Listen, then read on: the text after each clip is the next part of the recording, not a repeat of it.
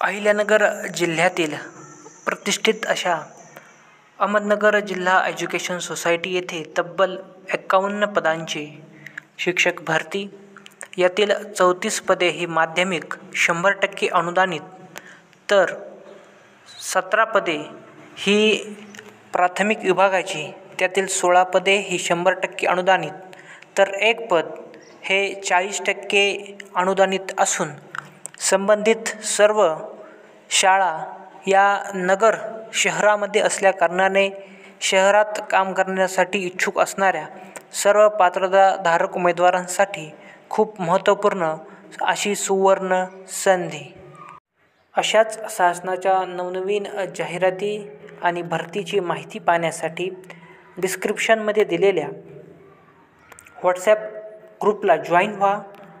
Like करा, share करा, comment करा आणि सर्व पात्रताधारक उमेदवारांपर्यंत हा व्हिडिओ पोहोचवा हीच विनंती.